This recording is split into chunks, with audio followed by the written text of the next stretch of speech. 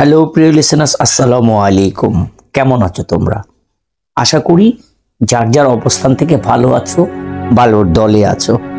আহসান হাবিবের লেখায় আজকে একটা নতুন এপিসোডে সকলকে স্বাগত জানাচ্ছি। আজকের গ্রাম বাংলার পুঁথির গল্প বিথির বয়। আমি চেষ্টা করি অলওয়েজ তোমাদেরকে ভৌতিক গল্প উপহার দিতে।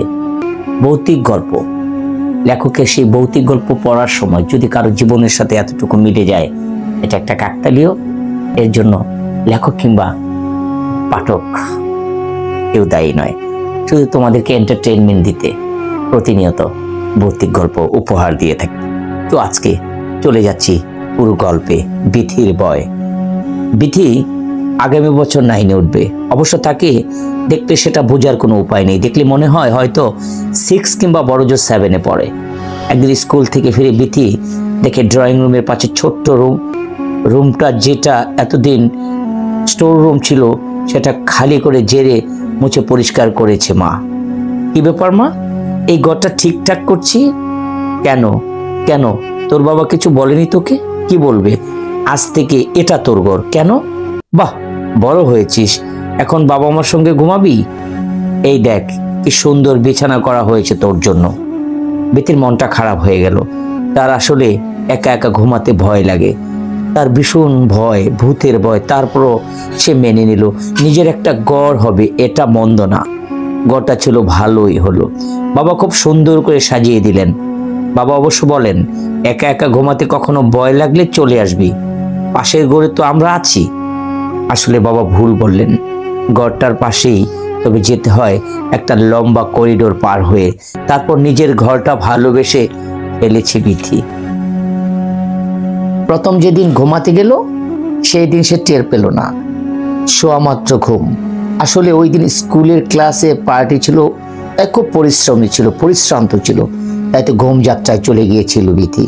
দ্বিতীয় দিন কিছু আর ঘুম আসছে না। তার ঘরে ছোট্ট একটা জানালা, একটু উপরের দিকে জানালার পাশে একটা গাছ, তেঁতুল গাছ। তেঁতুল গাছে একটা ডাল মাঝে মধ্যে তার জানালায় পাল্লায় বাড়ি খায়। তখন বুকটা ধরফর করে ওঠে, ইচ্ছে হয় ছুটে চলে যায় বাবা মার ঘরে। তৃতীয় দিনটা ভালোই কাটলো। চতুর্থ দিন কোনো সমস্যা হলো না। প্রথম দিনে একটা ছোট্ট সমস্যা হলো। রাত তখন 1:30টার মতো। বিথি লাইট জ্বালিয়ে একটা বই পড়ছিল, অমল ধবল পাঠ। ঠিক তখন কি একটা শব্দ হলো, জানলা বন্ধ করা।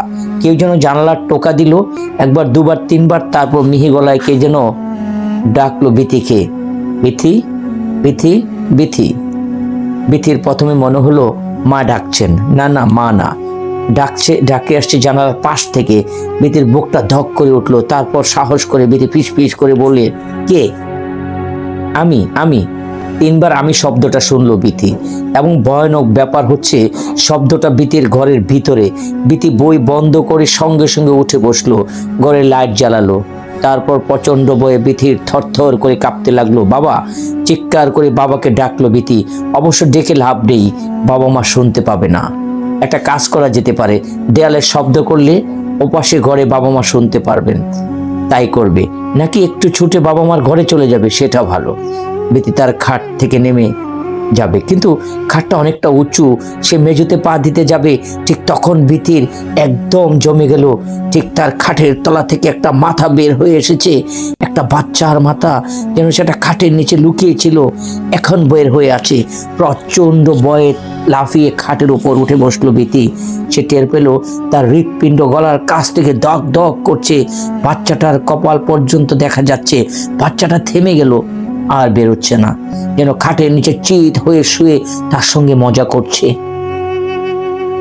আর কি আশ্চর্য, তখন বিথি থেকে তার ঘরের দরজাটা খুলে গেল। বাবা দাঁড়িয়ে দরজায়। ভয় পেয়েছিস মা? হ্যাঁ বাবা, ভীষণ ভয় পেয়েছি, আয় আমার কোলে আয়। বিথি একরকম ঝাঁপিয়ে বাবার কোলে উঠলো। বাবা দুহাত তাকে কোলে নিয়ে ঘর থেকে বের হলেন। বিথির চোখ বন্ধ করে রইল, যেন খাটের নিচে ছোট্ট বাচ্চাটা মাথাটাকে আবার দেখা দিতে হয়।